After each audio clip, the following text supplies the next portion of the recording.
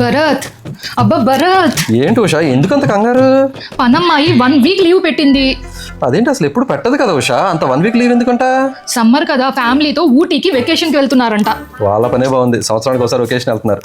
అదంతా పక్కన పెట్టు భరత్, ఇప్పుడు ఎలా? నువ్వే ఎలా అలా అడ్జస్ట్ అవ్వు ఉషా, తెలుసు కదా మన కాలనీలో మేడ్స్ ఎంత టైటో. నువ్వే అడ్జస్ట్ అవ్వాలి ఎలాగోలాగా. నాకు అసలు అలవాటే లేదు. Are you sure? ఎలాగోలా చేస్తాను, కానీ మీరు మాత్రం నన్ను క్వశ్చన్ చేయకూడదు. సరే నీకు ఎలా వీలైతే అలా చెయ్యి, మేమెవ్వరం క్వశ్చన్ చేయం నిన్ను, సరేనా? Okay. Thanks for coffee Usha. ఏంటి ఉషా, ఏంటో కడగటం? సోప్ వేసి కడగవా? కాఫీ తాగిందే కదా భరత్, వాటర్ వాష్ చేసి పెట్టేయచ్చు, ఏం అవదులే. వామ్మో, ఎలాగోలా అంటే ఇలాగానే? భరత్, నన్ను క్వశ్చన్ చేయను అన్నావు నువ్వు. బట్టలు తీసుకుని ఎక్కడికి వెళ్తున్నావు భరత్? వాషింగ్ మిషన్ లేయడానికి తీసుకెళ్తున్నా. వాషింగ్ మిషన్ ఏంటి? ఇప్పుడు ఎవరేస్తారు వాషింగ్ మిషన్? దులిపేసి హ్యాంగర్ కి తగిలించేసుకో. నువ్వేమన్నా చేత్తో ఉతకాలా? వాషింగ్ మిషనే కదా ఉషా. వాషింగ్ మిషన్ వెయ్యాలంటే ఆల్రెడీ బయట ఆరేసిన బట్టలు తీయాలి, వాటిని మడత పెట్టాలి, వాటిని కబోర్డ్ లో పెట్టాలి, అప్పుడు ఈ బట్టలు వేయాలి, మళ్ళీ వీటిని ఆరేయాలి.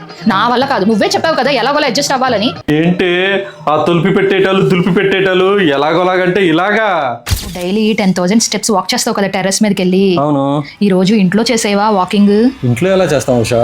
ప్లీజ్ భరత్, నేను నీ సాక్స్లు తడి చేసి అక్కడ పెట్టాను, ఆ తడి సాక్స్ వేసేసుకొని ఇల్లంతా తిరిగేసే భరత్, ఇల్లంతా తుడిచేసినట్టుగా అయిపోతుంది. మధ్యలో ఇంకొకసారి మాత్రం సాక్స్ జాడించి మళ్ళీ వేసుకో ప్లీజ్ నా కోసం. ఎలాగోలా ఎలాగోలా, నో క్వశ్చన్స్ ఆస్క్డ్, ఓకేనా?